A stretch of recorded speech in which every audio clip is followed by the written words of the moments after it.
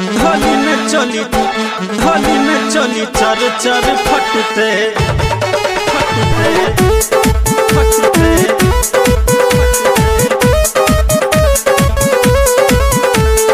अभी आप सुन रहे हैं निर्मली से महामाया रिकॉर्डिंग स्टूडियो की शानदार प्रस्तुति। दारू त बंद छे तारी मंगेबे चखना में 10 किलो माछ बनेबे मजे में फगुआ कटते होली में चली चर चर फटते छौरी में छौरा सटते होली में चली चर चर फटते। दारू त बंद छे तारी मंगेबे चखना में 10 किलो माछ बनेबे मजे में फगुआ कटते होली में चली चर चर फटते छौरा में छोरी सटते होली में चली चर चर फटते।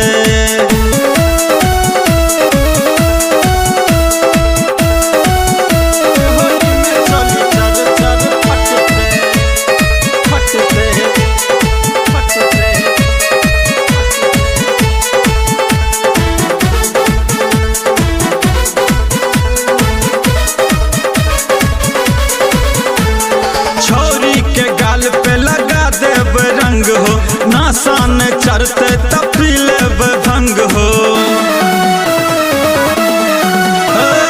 छोरी के गाल पे लगा देव रंग हो नासान चरते तपीले भंग हो। एक बेर मन भर लुटबे हम आजा कमी बुझते का पीले गाजा मजे में फगुआ कटते होली में चली चर चर फटते छौरा में छोरी सटते होली में चली चर चर फटते होली में चली चर चर फटते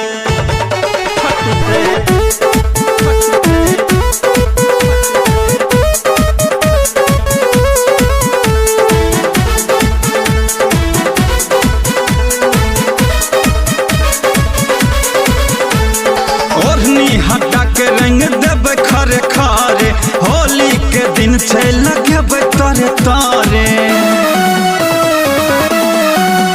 ओढ़नी हटा के रंग देवे खरे खारे होली के दिन छे लगे तारे तारे। टोली बनेबे सबके बोलेबे नीचा से ऊपर तक रंग लगेबे मजे में फगुआ कटते होली में चली चर चर फटते मजे में फगुआ कटते होली में चली चर चर फटते।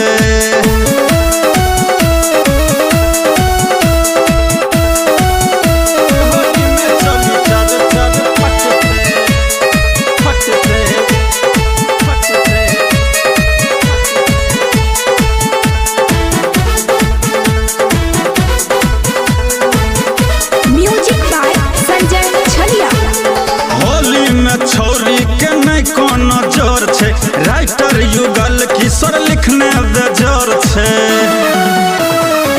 रे भाई होली में छोरी के नहीं कोनो जोर छे राइटर युगल किशोर लिखने बेजोर छे।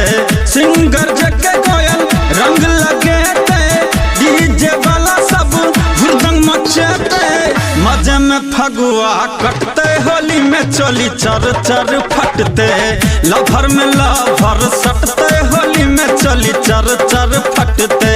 दारू त बंद छे तारी मंगेबे चखना में 10 किलो माछ बनेबे मजे में फगुआ कटते होली में चली चर चर फटते लभर में लभर सटते होली में चली चर चर फटते छौरा में छोरी सटते होली में चली चर चर फटते।